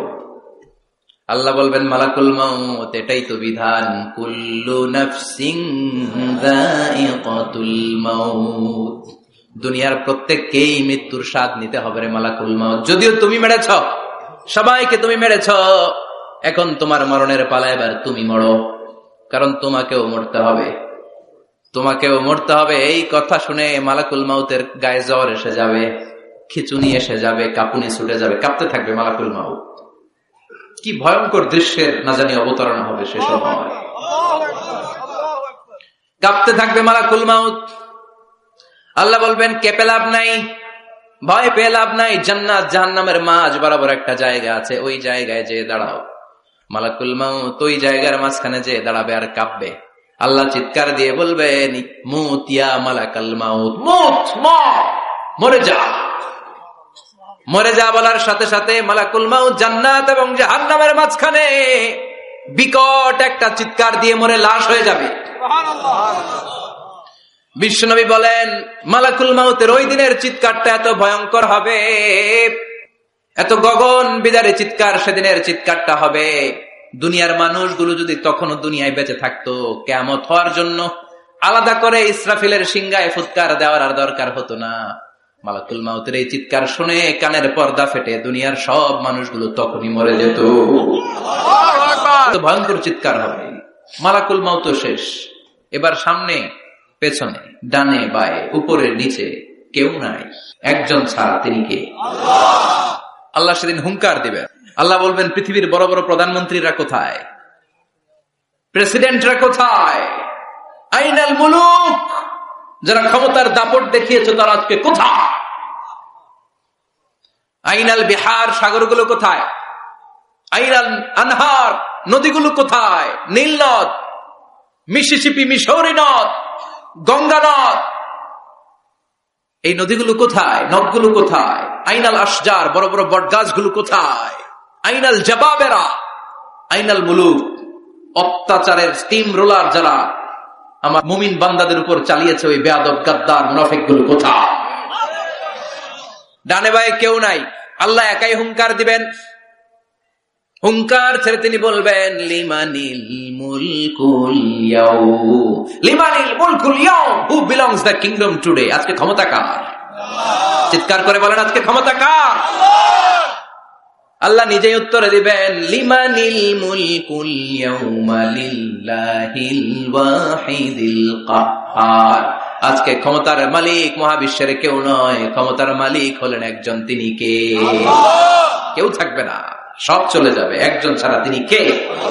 এজন্য আল্লাহ বললেন আলহাকুমুত তাকাসুরু হাত্তা যুরতুমুল মাকাবির, দুনিয়ার লোভ লালসা তোমাদেরকে মোহাচ্ছন্ন করে রেখেছে, এই মোহ কোনদিন তোমাদের কাটবে না। হাত্তা যুরতুমুল মাকাবির, যতদিন না কবরে ঢুকবা। চিল্লায় বলেন ঠিক কিনা? এজন্য বিশ্বনবী বলতেন কবর হলো জাহান্নামের প্রথম স্টেশন, কবর হলো আখিরাতের প্রথম স্টেশন। কবরের এই স্টেশনে যদি মাফ পাওয়া যায়, সামনে যতগুলো স্টেশন পার হতে হবে সবগুলারে সহজ করে দিবে কে? আর কবরের স্টেশনে যদি গন্ডগোল লাগে, সামনে আরো গন্ডগোল আছে না? বেশি না কম? এজন্য বিশ্বনবী বলতেন আল কবর ইম্মা রাউদাতুম মিন রিয়াদিল জান্নাহ আও হুফরাতুম মিন হুফারিন নার। কবর হয়তো কারো জন্য জান্নাতের বাগান, কিংবা কারো জন্য জাহান্নামের গর্ত। আমরা আল্লাহর কাছে দোয়া করি, আল্লাহ আমাদের সকলের কবর গুলোর জান্নাতের বাগান বানিয়ে দাও। এজন্য বিশ্বনবী সব সময় দোয়া করতেন, আল্লাহুম্মা ইন্না নাউযু বিকা মিন আযাবিল কবর। ও আল্লাহ, কবরের আযাব থেকে তুমি আমাদের বাঁচাও, পড়েন আমিন। বিশ্বনবী বলতেন, আমি দেখেছি কবরের মধ্যে তোমাদেরকে প্রশ্ন করা হবে, কবরে তোমাদের পরীক্ষা নেওয়া হবে। পুরো দুনিয়াটাই যেমনি পরীক্ষা, আখিরাতের প্রথম স্টেশন কবরেও পরীক্ষা আছে না নাই? প্রশ্ন আছে না নাই? কয়টা? জোরে বলেন। মুমিনদের জন্য 4টা, কাফিরদের জন্য 3টা। ভালো করে জানেন, চিল্লায় বলেন, মুমিনদের জন্য কয়টা, কাফিরদের কয়টা? প্রশ্নপত্র ফাঁস করে দিছে কে? কথা কম। এরপরও যদি ফেল করি, দোষ কার? দোষ আমাদের, আমাদের দোষ। কবর দেওয়ার পরে 40 কদম যখন আত্মীয়রা চলে যায়, 2জন ফেরেশতা আসবে, বসাবে। এই ঘটনাটা আমারও ঘটবে, আপনারও ঘটবে, বিশ্বাস হয়? প্রস্তুত আছেন তো? বসিয়ে দেওয়া হবে। মুমিন বান্দাকে প্রথম প্রশ্ন করবে, আমার রব্বুক, তোর রবের নাম কি? মুমিন বান্দা বলিষ্ঠ কণ্ঠে বলে দিবে, আল্লাহ আমারে রব, এই রবি আমার সব। পড়েন, আল্লাহ আমারে রব, এই রবি আমার সব। দমে দমে তনু মনে তারি অনুভব, তোমার দুনিয়াতে আমি যেদিকে তাকাই, অথই নেয়ামাতে ডুবে আছি সবাই। পাক পাখালির গানে শুনি তাসবিহ কলরব, তাসবিহ কলরব। আল্লাহ আমার রব, এই রবি আমার সব। পড়েন আমিন। আমরা যেন আল্লাহ বলিষ্ঠ কণ্ঠে বলতে পারি, আল্লাহ আমার রব, তুমি কবুল করো। পড়েন আমিন। প্রথম প্রশ্ন খালাস। দ্বিতীয় প্রশ্ন, আমা দীনুক, তোর দিনের নাম কি, ধর্মের নাম কি? চিৎকার দিয়ে আমরা বলবো, আমাদের ধর্মের নাম। তৃতীয় প্রশ্ন করা হবে, মান হাযার রাজুল, দেখো তো এই লোকটারে চিনো কিনা, এই লোকটারে চিনা চিনা লাগে কিনা। আমরা বলবো, চিনি মানি, এই লোকের জন্য আমরা দুনিয়াতে সব করতে রাজি ছিলাম। এই লোকের জন্য আমরা দেহের প্রাণ ঢালা উচ্ছ্বাস ছিল আমাদের হৃদয়ে। আমাদের দেহের রক্তটুকু বিলিয়ে দিতে আমরা পৃথিবীর বুকে কুণ্ঠাবোধ করি নাই। চিল্লায় বলেন ঠিক কিনা? এই নবী আমাদের পেয়ারা নবী, চাঁদের চেয়েও সুন্দর তুমি, নবী আমার কামলিওয়ালা। চাঁদের চেয়ে সুন্দর তুমি, নবী আমার কামলিওয়ালা। দু জাহানের বাদশা তুমি, প্যারা নবী সাল্লাল্লাহু আলা। দু জাহানের বাদশা তুমি, প্যারা নবী সাল্লাল্লাহু আলা। চাঁদের চেয়ে সুন্দর তুমি, নবী আমার কামলিওয়ালা। পড়েন আল্লাহু আকবার। আমরা বলবো, এটা আমাদের কামলিওয়ালা নবী। এই নবীর অনুসরণ আমরা করেছি, এই নবীর কথা আমরা দুনিয়ায় মেনেছি। তার মানে প্রথম প্রশ্নেও পাস, দ্বিতীয় প্রশ্নেও পাস, তৃতীয় প্রশ্নেও পাস। এবার মুমিনদের জন্য এক্সট্রা একটা কোশ্চেন আছে না নাই? 4 নাম্বার প্রশ্নটাও জেনে রাখেন, কবরে কাজে লাগবে। তখন জিজ্ঞেস করা হবে, ওমা ইলমুক, ওমা ইলমুক, what is the source of your knowledge, what is the source of your answer. এই যে 3টা প্রশ্নের উত্তর দিতে পারলা বাঘের বাচ্চার মতো, তথ্যসূত্র কি? What is the reference? করতে শিখছো, কোত্থেকে শিখেছেন বলে আসতে হবে। আমরা বলবো, আমরা কোরআন থেকে শিখেছি, হাদিস থেকে শিখেছি, মাহফিল গুলোতে জেনেছি, বয়ান গুলো থেকে শিখেছি। পড়েন সুবহানাল্লাহ। 4টা প্রশ্নের উত্তর যখন আপনি দিয়ে দিবেন, ফেরেশতারা বলবে আহলান ওয়া সাহলান, কংগ্রাচুলেশন। কি বলবে?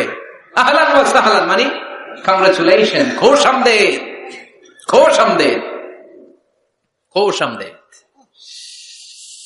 ওয়ায়ুফসাহু লাহু কবরুহু 70 যিরান, কবরটারে 70 হাত লম্বা করে দেয়া হবে।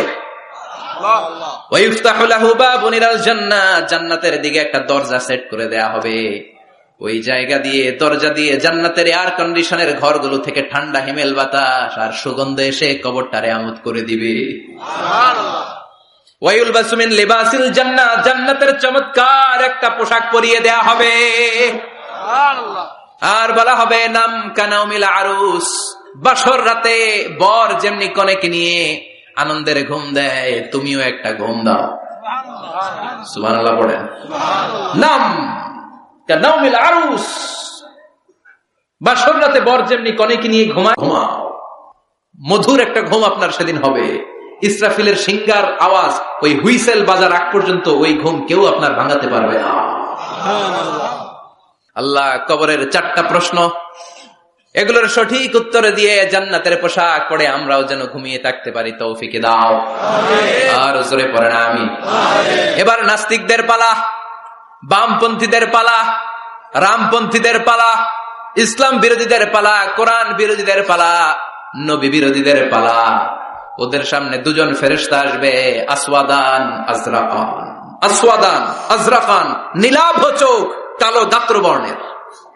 নীলাভ চোখ, চোখগুলো নীল, গায়ের কালার হবে কালো। তাহলে কি ভয়ঙ্কর চেহারা হবে ফেরেশতা দুজনের। এসে বলবে, ওঠ, বস। মার রব্বুক, তোর রবের নাম কি? কয় জানি না। কি কয়? জানি না। লা আদরি, আমি জানি না। আমি অমুক নেতার পিছনে পিছনে ঘুরতাম, খালি এটা মনে আছে। আমি মাও সেতুংকে নেতা মানতাম, আমি কাল মার্কসকে নেতা মানতাম, আমি নেতা খেতাদের পিছনে ঘুরতাম। রব কি, ইসলাম কি, দিন কি, কিচ্ছু আমি জানি না। মাফ চাই, জানি না। দ্বিতীয় প্রশ্ন, আমা দিন, উত্তর ধর্মের নাম কি? কয় আমার কোনো ধর্ম নাই, আমার কোনো ধর্ম নাই। আমি হলাম নাস্তিক। আমি কি? কথা বলেন, আমি কি? আমি এক প্যাকেটের বিরিয়ানির সন্ধান পাইলে শাহবাগের প্রজন্ম চত্বরে যায় ডান্স দিতাম। এরকম ডাকাইতে ছাড়া নাই। ওমা দিন, উত্তর ধর্ম কি? কয় জানি না, মফসাই, আমি কিচ্ছু জানি না, ধর্ম টর্ম নাই আমার, আমি নাস্তিক। ফেরেশতারা বলবে, ও তুমি নাস্তিক? দাঁড়াও, আর একটা বাকি প্রশ্ন, এরপরে খেলা শুরু। ঠিক কিনা? 3 নাম্বার প্রশ্ন, ওমান হাযার রাজুল, এই লোকটাকে চিনো কিনা দেখো। নাস্তিক বলবে, না চিনি না, তবে নাম শুনেছি, ওনার বিরুদ্ধে আমি ব্লগে লিখতাম। এরকম ব্লগার আছে না নাই? ওনার পারিবারিক জীবন নিয়ে আমি মানুষের মধ্যে সন্দেহ উস্কে দিতাম। ওনার পুত পবিত্র চরিত্রের ব্যাপারে আমি দুনিয়ার বুকে মন্দ কথা বলতাম। ওনারে আমি গালি দিতাম। আমি ছিলাম ওনার বিরুদ্ধ শক্তি, ওনার পক্ষের কোন শক্তি আমি ছিলাম না, আমি সব সময় ওনার বিপক্ষে ছিলাম। ফেরেশতারা বলবে, হায় হায়, তুই তো 00। 100-তে কত পাইছে? কথা কর। লা দারাইতা ওয়ালা তালাইতা, কিছুই পারলি না, তুই তো পোড়া কপাল। ফায়ুতরাকু মিন মাতারিক মিন হাদিদ, লোহার একটা হাতুড়ি থাকবে, এক হাতুড়ির বাড়িতে মাথাটা ছিন্ন বিচ্ছিন্ন হয়ে যাবে, দেহটা জমিনের মধ্যে ঢুকে যাবে। তার চিৎকারে ওই কবরস্থানটা থার থার করে কাঁপবে, কিন্তু কেউ শুনবে না। মানুষ আর জিন ছাড়া সবাই শুনবে। এই জন্য মাঝে মাঝে কবরস্থানে দেখবেন গরু বেঁধে রাখলে রশি টুসি ছিঁড়া গরু দেয় দৌড়, আছে না নাই? এক একটা আঘাত এসে ছিন্ন বিচ্ছিন্ন হয়ে যাবে। ইউকালু লিল আরদি, জমিনকে বলা হবে, ইলতাইমি, চাপ দাও, প্রেসার মারো। ফাতাখতালিফা আদলাউহু, দেহের এই পাজরগুলো, ডান দিকের পাজর বাম দিকে যাবে, বাম দিকের পাজর ডান দিকে আসবে, পুরো দেহটা পাউডার হয়ে যাবে। তার এক একটা চিৎকারে পুরো কবরস্থান থার থার করে কাঁপবে। হাত্তা সাআ, আর এই খেলা চলতে থাকবে ইসরাফিলের সিংহা পর্যন্ত। মুমিনের ঘুম চলতে থাকবে ইসরাফিলের, আর ওর সাথে ফেরেশতাদের খেলা আছে না নাই? এটার নাম ফাইনাল খেলা। কি খেলা? কথা বলেন, আর জোরে বলেন। এজন্য আল্লাহ বললেন, কবরে তোমার যেতেই হবে। আলহাকুমুত তাকাসুরু হাত্তা যুরতুমুল মাকাবির, কবরে তোমাকে যাওয়াই লাগবে। কবরের শাস্তি তোমার পেতেই হবে, কবরের পরীক্ষার সম্মুখীন তোমাকে হতেই হবে। জোরে বলেন ঠিক কিনা? এজন্য মাঝে মাঝে কবরস্থানে যাওয়ার দরকার আছে না নাই? বিশ্বনবী বলেছেন, নাহাইতুকুম আন জিয়ারাতিল কবর, আমি এক সময় কবর জিয়ারত করতে নিষেধ করতাম। আল-আনা ফাজুরুহা, এখন বললাম কবর জিয়ারত করো, সমস্যা নাই, কিন্তু কবরে পড়ে থাকা ব্যক্তিটার কাছে কিছু চাওয়া যাবে নাকি? কথা বলেন। আল মাইয়িতু ফিল কবর কাল গরিকু ফিল বাহর, সাঁতার না জানা ব্যক্তি সাগরে পড়লে যত অসহায়, কবরে পড়ে থাকা ব্যক্তি তার চাইতে বেশি অসহায়। সে আপনারে কি দিবে? আপনি দিয়ে আসবেন, যে আপনি সালাম দিয়ে আসবেন, দোয়া দিয়ে আসবেন, সে আপনার কিচ্ছু করতে পারে না। করতে পারে একজন, তিনি কে? এজন্য খবরদার, কবরস্থানে আগরবাতি দেয়া যাবে না, মোমবাতি দেয়া যাবে না, লাল সালু দেয়া যাবে না, মশারি দেয়া যাবে না। অনেকে কবরস্থানে মশারি টাঙ্গায়, আছে না নাই? কেন? মশা কামড়ায় তো মশারি দেয় কেন? ঘটনাটা কি? দেখবেন যে বেয়াদবটা কবরস্থানে যে মশারি দেয়, মাজারে মশারি দেয়, ওর বাপেরে মশায় খায়, ওর মায়ের ডেঙ্গু রোগ, কামড়াইতে কামড়াইতে ওর মায়ের ডেঙ্গু জ্বর, ওর বাবারে কামড়ায় মশায় খায়, মারে মশায় খায়, মা বাবারে মশারে না দিয়ে মাজারে দিয়ে আস, কপাল পোড়া। মাজারে মোমবাতি দিয়ে আসে, আছে না নাই? মোমবাতি কেন দেয়? ভিতরে আলো নাই নাকি? আহা, কপাল পোড়া। মোমবাতি দিবেন যেখানে ইলেকট্রিসিটি নাই, যেই ঘরে আলো নাই ওই ঘরে আলো দিলে আপনার বাবার কবরে আলো দিয়ে দিবে কে? আর মাজারে যায় মোমবাতি দেয়, ছাগল দেয়, গরু দেয়, মানত করে, আছে না নাই? মানত করতে হবে একজনের নামে, ইন্নী নাযারতু লিররহমানি সাওমা, আল্লাহ ছাড়া কারো নামে মানত করা চলবে না। এজন্য খবরদার, কবর জিয়ারত করবে, এজন্য কবরে গেলে মনটা নরম করে দেয় কে? বাবার কবর মাঝে মাঝে জিয়ারত করবেন, কবর জিয়ারতে বাধা নাই, কিন্তু কবরে পড়ে থাকা ব্যক্তির কাছে চাওয়া যাবে? যাবেন কার কাছে?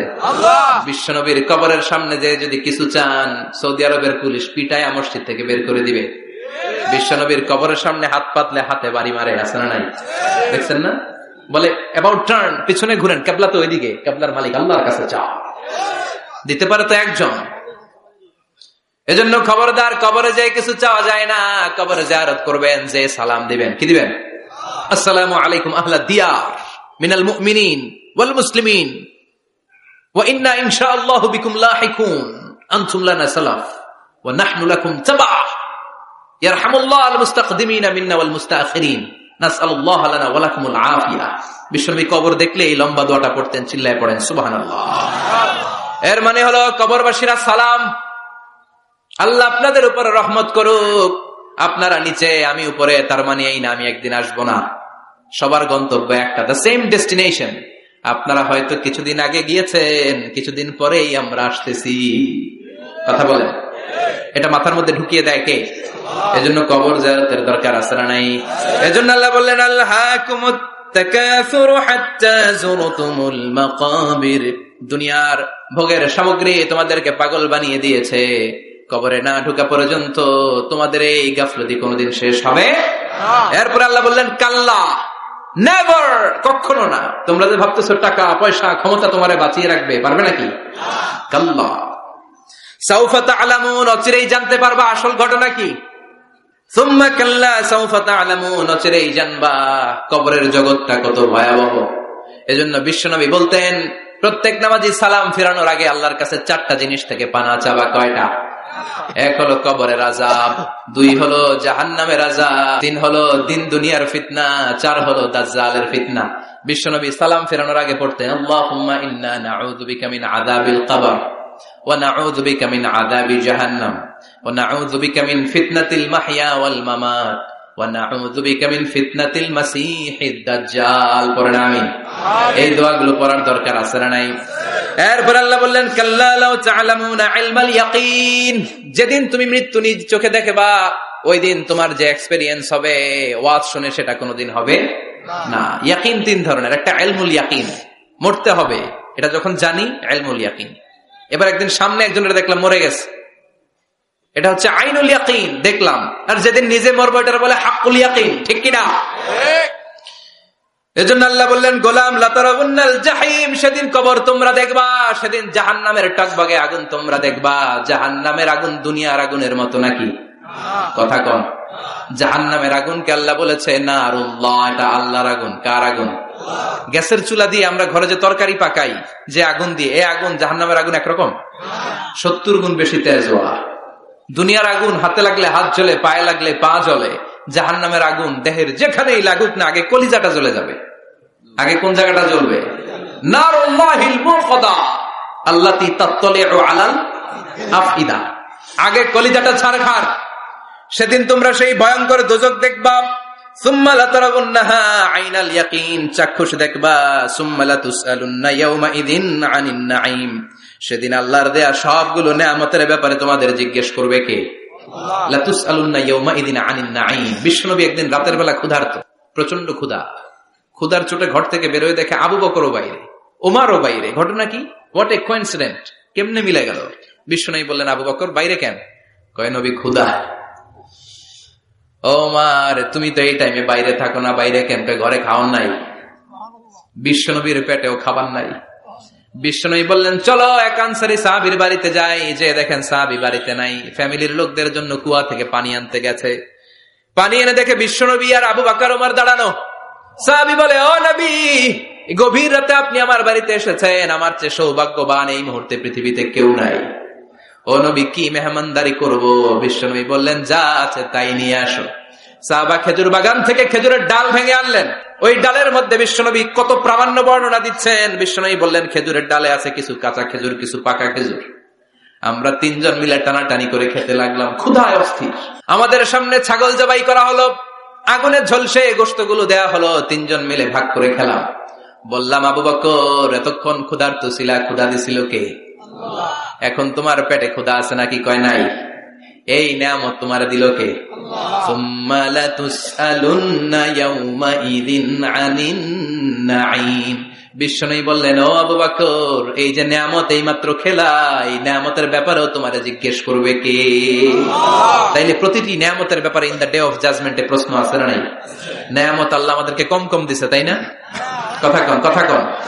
ঠিক যেই মুহূর্তে আমরা এখন সুস্থ, অসুস্থ হয়ে হসপিটালে পড়ে আছে না নাই? মৃত্যুর সাথে কঠিন পরিস্থিতিতে পড়ে আছে, এরকম আছে না নাই? এজন্য আল্লাহ বললেন, ওয়াইন তাউদ্দু নি'মাতাল্লাহি লা তুহসুহা। এত নিয়ামত দিয়েছি, গুণে শেষ করা যাবে না। কিয়ামতের দিন এই নিয়ামতগুলোর ব্যাপারে পাই টু পাই আমাদের কাছে হিসাব চাইবে কে? আল্লাহ। কথা কন। 5টা বিষয়ের হিসাব চাইবে। নাম্বার 1, আন হায়াতিহি ফিমা আফনা। তোমার জীবনটাকে তুমি কোন কাজে লাগিয়েছো? এটা হচ্ছে কমন কোশ্চেন। কবরের প্রশ্ন আমাদের 4টা, আর কিয়ামতের ময়দানে কয়টা? কথা কন। নাম্বার 1, জীবন দিয়েছে, জীবন কোন কাজে লাগিয়েছো? নাম্বার 2, জীবনে যে যৌবন আছে, যৌবনটারে কোন কাজে লাগিয়েছো? ঠিক কিনা? যৌবনের ইবাদত আল্লাহর কাছে বড় প্রিয়। যুবক যারা নামাজ পড়ে, বুড়ো হলে নামাজ পড়তে না পারলেও আমল নামায় নামাজের সওয়াব দিবে কে? সুবহানাল্লাহ কইবেন না? পেনশন স্কিম, এটা কি বলে? After service appreciation. 30 বছর গভর্নমেন্ট জব করার পরে বয়স হচ্ছে 60, আর করতে পারেন না, তখন একটা এক বান্ডেল টাকা আপনারে দিয়ে দিবে। পেনশন স্কিম, জাতিকে সার্ভ দিয়েছেন, এখন পারেন না, তারপরেও টাকা আছে না নাই? এটাকে বলে আফটার সার্ভিস অ্যাপ্রিসিয়েশন। এত সার্ভিস যে দিয়েছেন, অ্যাপ্রিসিয়েশন। এজন্য যুবক যারা এখন নামাজ পড়াও, ইসলামের পক্ষে থাকো, বুড়ো বয়সে কোমরে ব্যথার কারণে নামাজ পড়তে না পারলেও পেনশনের মতো আমল নামায় সওয়াব দিবে কে? আবার 7 শ্রেণীর ব্যক্তিকে কিয়ামতের ময়দানে রব্বুল আলামিন আরশের নিচে ছায়া দিবেন। ওই 7 শ্রেণীর মধ্যে যুবক শ্রেণী একটা আছে, যে যুবক তার যৌবনে আল্লাহর ইবাদত করেছে। পড়েন সুবহানাল্লাহ। যৌবনটা আল্লাহর ইবাদতে কাটিয়েছে, তার জন্য স্পেশাল আল্লাহর আরশের নিচে ছায়া আছে না? এই 7 শ্রেণীর মধ্যে 2 শ্রেণীরই যুবক। একটা হচ্ছে যে যুবক বয়সে ইবাদত করেছে, আর একটা হচ্ছে যে যুবক কোন মেয়ের সাথে পাপ কাজের অফার পেয়েও বলেছে, ইন্নী আখাফুল্লাহ, নিশ্চয় আমি ভয় পাই একজনকে, তিনি কে? চিল্লায় বলেন, কে? যাদের হৃদয়ে আছে আল্লাহর ভয়, তারা কবু পথ ভুলে যায় না। আল্লাহর প্রেম ছাড়া এই দুনিয়ায় কারো কাছে কোনো কিছু চাই না। রাতের আধারে যারা সেজদাতে রয়, 2 চোখের শ্রুতে নদী যেন বয়।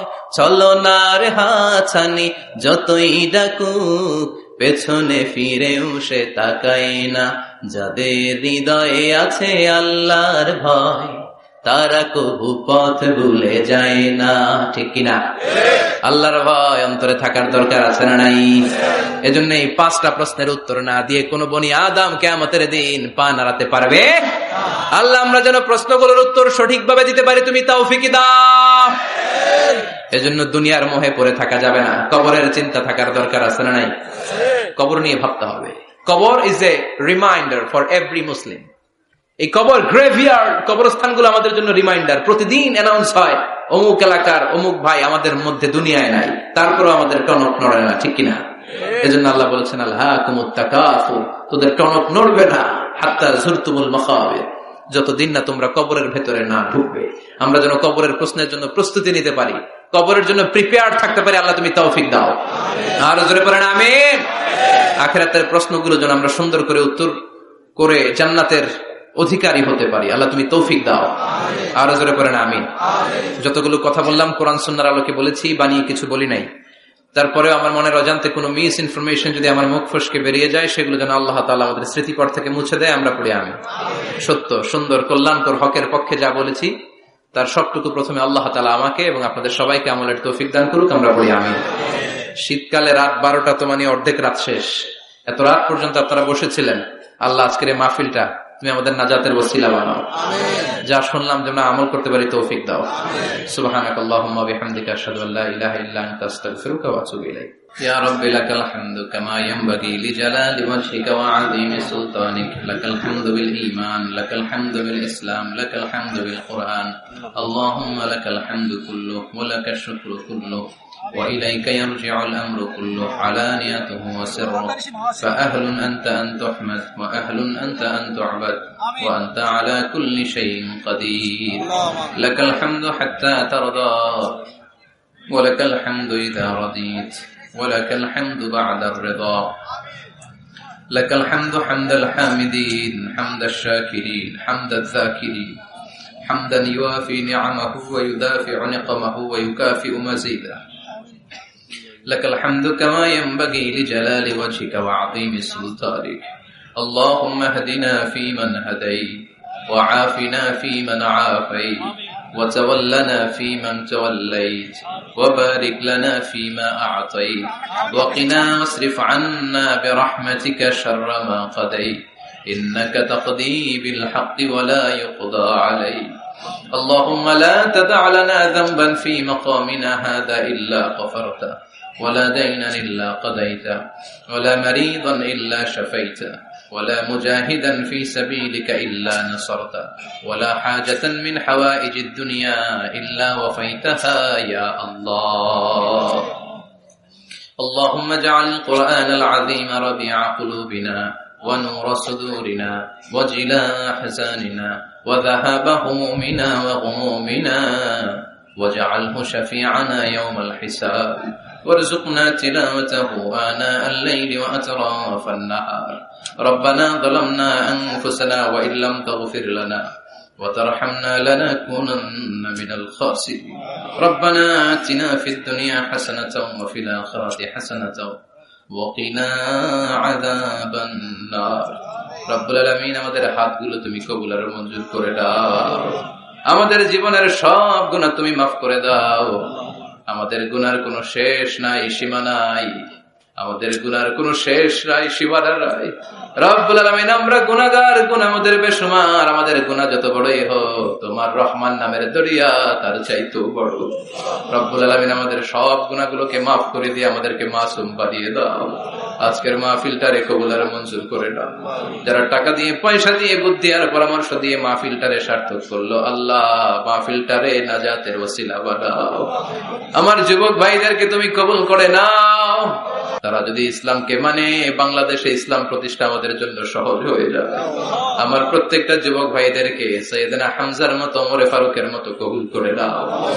পর্দার অন্তরালে মায়েরা বোনেরা দোয়া চেয়েছে, আল্লাহ সাইয়্যিদাতুনা ফাতিমার মতো, আয়েশার মতো, খাদিজাতুল কুবরা, তাহেরার মতো আমার বোনদেরকেও কবুল করে দাও। আমাদের ফ্যামিলি গুলোরে জান্নাতি ফ্যামিলি হিসেবে কবুল করে দাও। আমাদের ছেলে মেয়ে গুলোরে মানুষের মতো মানুষ বানাও। আল্লাহ 5 ওয়াক্ত সালাত যেন জামাতের সাথে আদায় করতে পারি তৌফিক দাও। আল্লাহ দুনিয়ার মোহে পড়ে তোমার যেন ভুলে না যাই। কবরের প্রস্তুতি যেন নিতে পারি, কবরের ভয় যেন আমাদের অন্তরে থাকে, তুমি তৌফিক দাও। রব্বুল আলামিন ফাজিল মাদ্রাসা কামিল পর্যন্ত উত্তীর্ণ হওয়ার জন্য যা যা করা দরকার ব্যবস্থা করে দাও। এই মাদ্রাসার শিক্ষক মন্ডলীকে কবুল করে নাও। গভর্নিং বডিতে যারা আছে কবুল করে নাও। ছাত্র ছাত্রীদেরকে যুগ শ্রেষ্ঠ আলেম বানিয়ে দাও। রব্বুল আলামিন আমাদের আব্বা আম্মা যাদের বেঁচে আছে হায়াতে তাইয়্যিবা দান করে দাও। আমাদের যত মৃত আত্মীয় স্বজন কবরের বাসিন্দা, কবরগুলোরে জান্নাত বানিয়ে দাও। রব্বুল আলামিন যারা ব্যবসা করে ব্যবসায় বরকত দিয়ে দাও, চাকরি করে চাকরিতে বরকত দিয়ে দাও। যাদের কাঁধে ঋণের বোঝা ঋণ হালকা করে দাও। রব্বুল আলামিন আমার ভাইদের মনের সব নেক মাকাসেদ পূরণ করে দাও। বাংলাদেশের উপর তুমি তোমার খাস রহমত বরকত নাজিল করে দাও।